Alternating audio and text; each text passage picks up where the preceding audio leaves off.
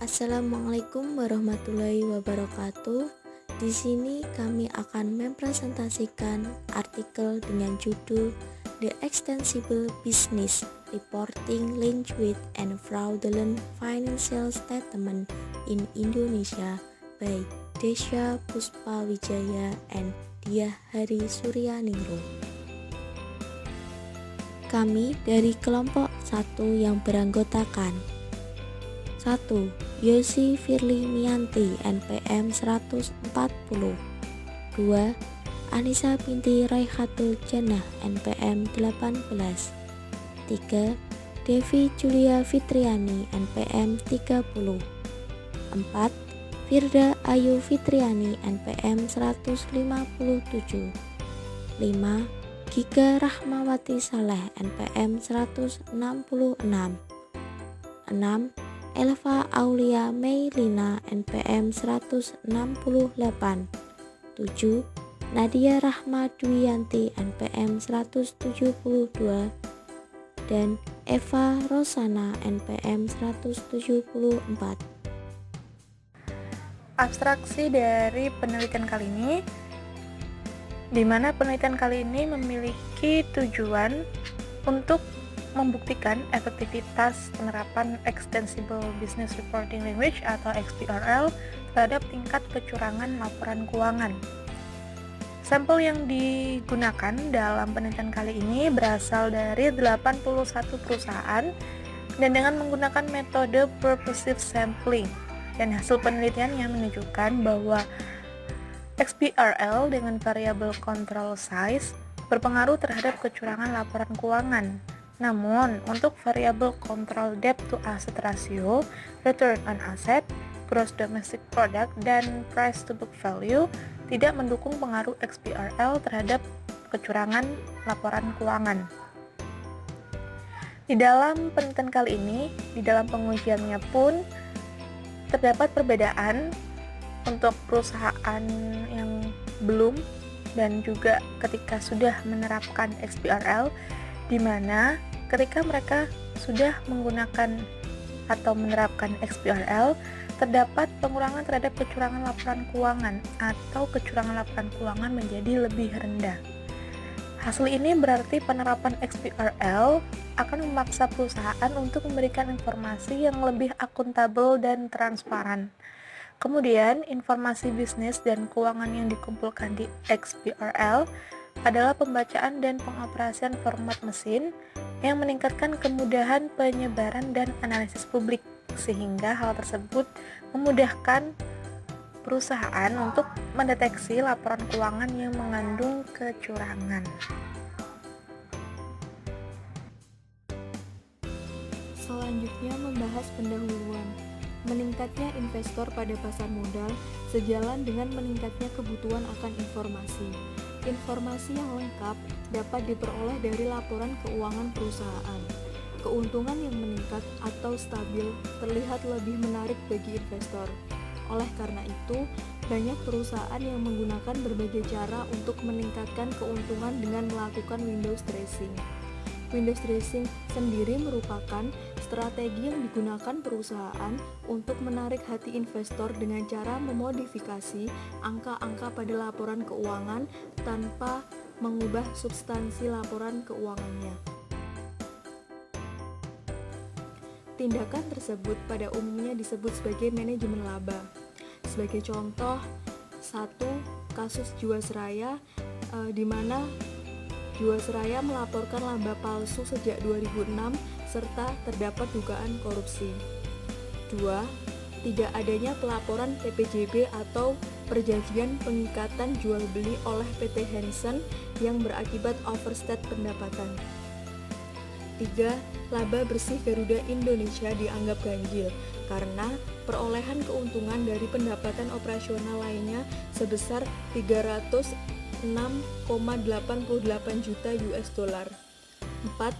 Data kartu kredit bank Bukopin yang dimodifikasi. Nah, penipuan tersebut menyebabkan pendapatan berbasis komisi meningkat secara tidak tepat. Menurut the Association of Certified Fraud Examiners, Fraud dalam pelaporan keuangan adalah tindakan salah sagi material yang disengaja dalam pelaporan keuangan suatu perusahaan. Tindakan kecurangan dalam pelaporan keuangan dapat disebabkan oleh tekanan dan ekspektasi kinerja. Permasalahan yang akan timbul akibat tindakan kecurangan pada pelaporan keuangan meliputi yang pertama, perusahaan atau pelaku kecurangan akan kehilangan kepercayaan dari masyarakat. 2. Perusahaan akan mengalami kebangkrutan karena membayar ganti rugi untuk kecurangan yang dilakukan. Kecurangan pada laporan keuangan seperti manajemen laba bisa terjadi karena beberapa motivasi dalam diri seorang manajer, seperti keinginan untuk mendapatkan bonus, kompensasi, atau keuntungan pribadi lainnya. Upaya yang dilakukan Bursa Efek Indonesia untuk meminimalisir masalah tersebut itu dengan melakukan pengembangan sistem pelaporan berdasarkan Extensible Business Reporting Language yang biasa disingkat XBRL, di mana XBRL ini merupakan pelaporan berbasis digital yang menggunakan bahasa pelaporan di mana bahasa tersebut dapat diotorisasikan. Nah, di sini syarat dan penjelasan yang terdapat di dalam XBRL ini dirasa akan lebih memudahkan para pengguna untuk memahami informasi keuangan yang ada. Dan di sini BEI pun terus gencar mengembangkan XBRL sehingga pada tanggal 22 Juni 2015 sistemnya pun sudah berjalan serta diluncurkan ke publik, di mana teknologi yang direncanakan adalah mengintegrasikan XBRL dengan emiten sistem pelaporan yaitu IDXnet. Di mana IDXnet itu apa sih? Jadi IDXnet merupakan laporan perusahaan tercatat kepada bursa dalam bentuk elektronik dilakukan melalui sistem. Dan di sini perlu kita ketahui manfaat dari XBRL itu sendiri apa. Jadi yang pertama meningkatkan keterbukaan informasi, lalu yang kedua dapat meningkatkan layanan informasi, yang ketiga dapat mempermudah pengumpulan data pelaporan emiten sehingga informasi lebih dapat diandalkan. Nah, dengan beberapa penjelasan tersebut, tentu di Indonesia sangat diperlukan penerapan suatu sistem yang berbasis pada XBRL karena kita tahu bahwasanya di Indonesia terdapat permasalahan kecurangan terhadap laporan keuangan yang sudah menjadi hal yang turun-temurun yang sangat susah dipatahkan. Maka dari itu kita mengadakan beberapa sistem dengan suatu peran dari XBRL ini diharapkan dapat mematahkan dan meminimalisir secara perlahan dari polemik yang berantai tersebut. Nah, di sini peneliti sangat yang ingin ditekankan yaitu ingin membuktikan peran XBRL dalam mereduksi laporan keuangan yang curang. Berikut beberapa contoh peneliti yang telah meninjau studi mengenai XBRL, di mana yang pertama Leo menyelidiki dampak adopsi XBRL pada manajemen laba, di mana kemudian dilakukan oleh peneliti yang kedua, yaitu Kaidi menguji pengaruh XBRL dalam mengurangi akrual diskresioner untuk perusahaan tersebut diperlukan untuk menggunakan format XBRL. Nah, hasilnya sendiri ialah bukti bahwa akrual diskresioner menurun setelah menerapkan XBRL. Jadi, riset Kaidi ini memberikan suatu arahan bahwa perlunya memperhatikan perusahaan akrual diskresioner dalam menghitung manajemen laba yang merupakan proksi keuangan curang. Kemudian dilanjutkan dengan studi Kim et al. Di mana ia membandingkan ukuran akrual diskresioner dengan mengadopsi kuartal XBRL dengan kuartal non-adopsi. Nah, studi ini menemukan akrual diskresioner menurun pada periode adopsi pasca XBRL. Nah, kemudian ada penemuan lain juga membuktikan XBRL bisa meningkatkan pelaporan perbandingan. Kemudian ada salah satu penguji atau peneliti yaitu Liu et al. Memeriksa XBRL dan perspektif lain oleh ditunjukkan bahwa asimetri informasi mengalami penurunan dan tempat peningkatan likuiditas di perusahaan. Nah, berdasarkan teori keagenan dan penelitian sebelumnya, maka rumusan hipotesis penelitian yaitu yang pertama, H1 penerapan XBRL mempengaruhi kecurangan laporan keuangan. Kemudian H2, terdapat perbedaan kecurangan laporan keuangan sebelum dan sesudah penerapan XBRL. Berikutnya ada metodologi penelitian, di mana penelitian ini menggunakan teknik analisis regresi linear berganda dengan bantuan software SPSS. Sebelumnya perlu diketahui terlebih dahulu bahwa teknik analisis regresi linear berganda merupakan model regresi linear yang melibatkan lebih dari satu variabel bebas atau prediktor. Sedangkan software SPSS adalah program komputer yang dipakai untuk analisis statistika. Dalam populasi ini ada 674 perusahaan dan 81 perusahaan diperoleh sebagai sampel penelitian, yang datanya diperoleh dari situs resmi Bursa Efek Indonesia atau www.idx.go.id dan perusahaan situs resmi. Data tersebut dibagi menjadi dua bagian, yaitu 3 tahun sebelumnya, mulai tahun 2012 sampai 2014, dan 3 tahun setelah penerapan XBRL dari tahun 2016 sampai 2018. Lalu untuk keuangan penipuan pernyataan akan diproyeksikan melalui manajemen laba, dengan model yang digunakan adalah Modified Jones Model. Pengaruh variabel XBRL terhadap keuangan statement fraud didukung dengan adanya 5 variabel kontrol, berupa pertama, ukuran perusahaan atau size, kedua, laba atas aset atau ROA, ketiga, rasio utang terhadap aset atau DAR, keempat, produk domestik bruto atau PDB, dan yang terakhir ada harga kenilai buku atau PBV. Nah, untuk menguji hipotesisnya, jika nilai menunjukkan lebih besar dari 5%, maka hipotesis akan diterima. Pada bagian ketiga, kita akan membahas hasil dan diskusi, di mana uji asumsi klasik dilakukan untuk memastikan bahwa data untuk regresi linear berganda sebagai Bayes linear unbiased estimator. Selanjutnya kita akan masuk ke analisis dan hipotesis yang pertama, yaitu regresi. Uji kesesuaian model digunakan untuk menilai kesesuaian model regresi penelitian. Di sini pada tabel 1, yaitu mengenai hasil uji kecocokan model dan koefisien determinasi sebagai berikut.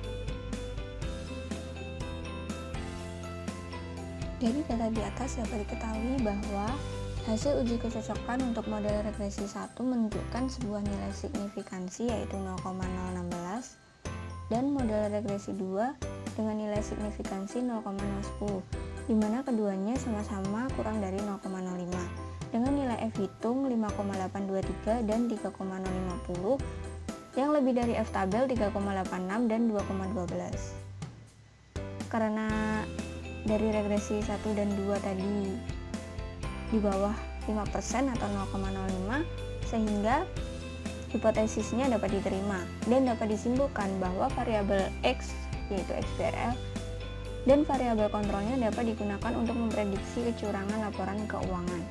Selanjutnya, hasil koefisien determinasi menunjukkan hanya 4,6% dari penerapan XBRL, size, ROA, DAR, PBV, dan PDB untuk dapat memprediksi penipuan laporan keuangan.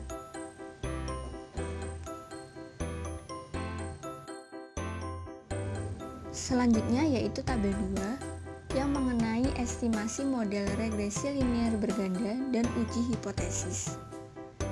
Dari tabel tersebut dapat diketahui bahwa penerapan XBRL mempengaruhi laporan keuangan yang mengandung kecurangan, yang berarti hipotesis 1 diterima. Dan dengan koefisien XBRL yang bernilai minus, artinya penerapan XBRL akan menyebabkan penurunan kecurangan laporan keuangan.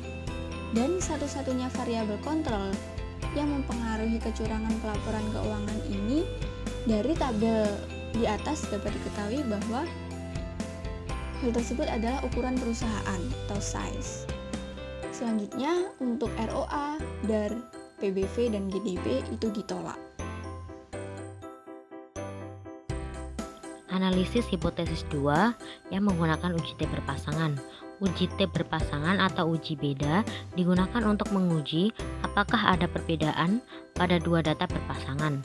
Persyaratan untuk pengujian tambahan adalah data harus didistribusikan secara normal terlebih dahulu. Pengujian perbedaan ini dilakukan hanya pada variabel XBRL, yakni variabel X, dan kecurangan laporan keuangan variabel Y, dengan tidak memasukkan variabel kontrol karena bertujuan untuk membuktikan perbedaan sebelum dan sesudah penerapan XBRL. Berdasarkan tabel 3, nilai signifikan sebesar 0,000 lebih kecil daripada 0,05. Dari hasil tersebut menunjukkan bahwa terdapat perbedaan kecurangan laporan keuangan selama 3 tahun, yakni dari tahun 2012 sampai 2014 sebelum penerapan XBRL dan 3 tahun 2016 sampai 2018 setelah penerapan XBRL, dan hipotesis 2 ini diterima. Nilai Mayan positif sebesar 0,4796 yang berarti terdapat penurunan kecurangan laporan keuangan setelah penerapan XBRL. Selanjutnya adalah pengaruh penerapan XBRL terhadap laporan keuangan yang mengandung kecurangan. Yang pertama, pengaruh terhadap laporan keuangan yang mengandung kecurangan yang diproksikan dengan manajemen laba.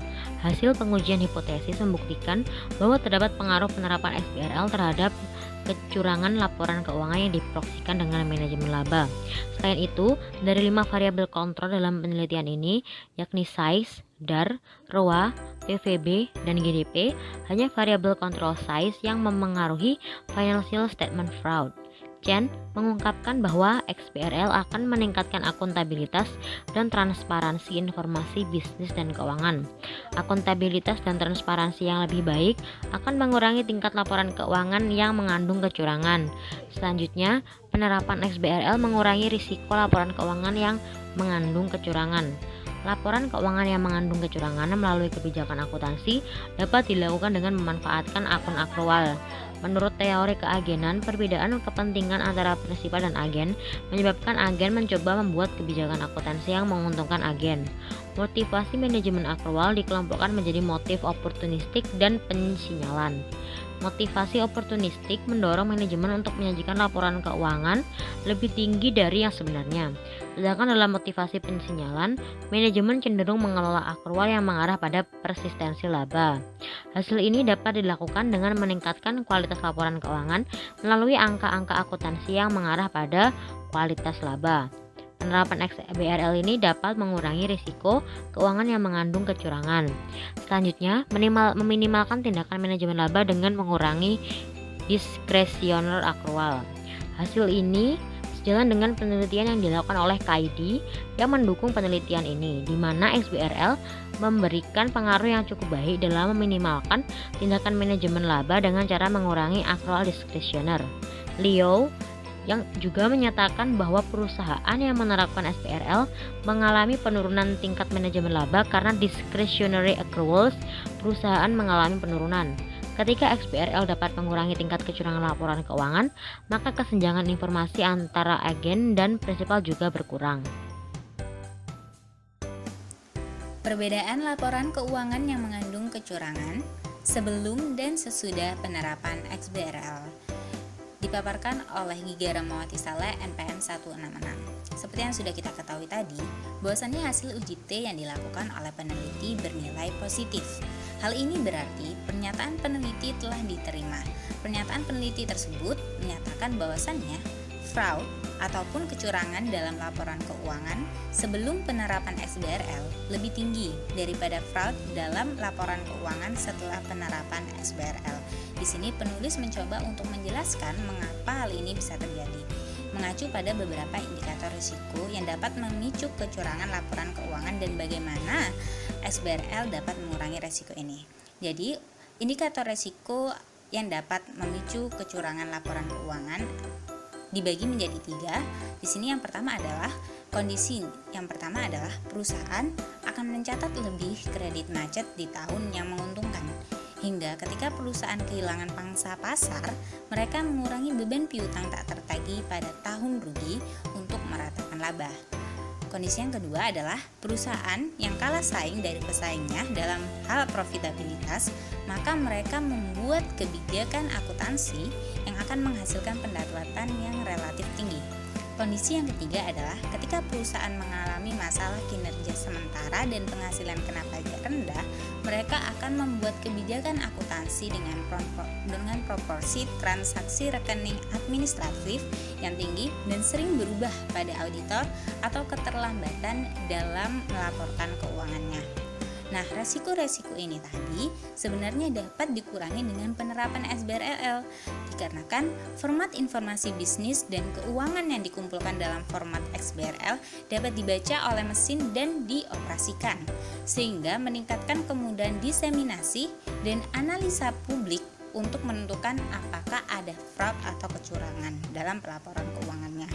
Nah, hasil penelitian yang dilakukan oleh penulis ini didukung oleh beberapa penelitian sebelumnya. Yang pertama adalah penelitian yang dilakukan oleh Kim Jong-bun, salah satu akademis di Universitas Hong Kong, yang dibantu oleh Jang Wei Kim dan Ji Hailin. Penelitiannya menyatakan bahwa periode XBRL pasca akan memiliki tingkat akrual diskresioner yang lebih rendah daripada sebelum XBRL periode implementasi. Nah, penelitian yang kedua dilakukan oleh Chun Hyu Liu yang merupakan salah satu akademisi di Universitas Singapura, yang dibantu oleh Sin Lau dan Fu Li Wang, yang membuktikan SBRL dapat mengurangi manajemen laba sebesar mengurangi akrual diskresioner perusahaan.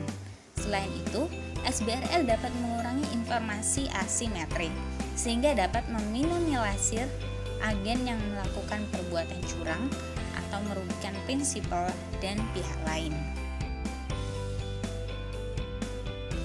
Dari hasil penelitian di atas, dapat kita simpulkan bahwasanya suatu perusahaan yang menerapkan Extensible Business Reporting Language memiliki pengaruh terhadap kecurangan laporan keuangan, di mana suatu perusahaan yang menerapkan Extensible Business Reporting Language, maka kecil kemungkinan terjadi kecurangan pada laporan keuangannya. Sedangkan sebaliknya, bagi perusahaan yang belum menerapkan Extensible Business Reporting Language, maka tinggi kemungkinan terjadi kecurangan pada laporan keuangannya. Karena penelitian ini dilakukan di Indonesia, maka hasil dari penelitian ini tidak dapat mewakili kasus umum yang terjadi di dunia. Tetapi studi ini dapat digunakan sebagai acuan bagi negara lain yang memiliki lingkungan maupun jenis industri yang mirip dengan Indonesia. Selain itu, di antara 5 variabel yang digunakan, hanya 1 variabel yang memiliki pengaruh, yaitu adalah ukuran perusahaan atau size.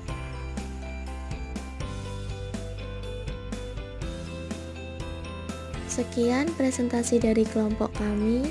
Terima kasih atas perhatian teman-teman, dan kurang lebihnya kami mohon maaf.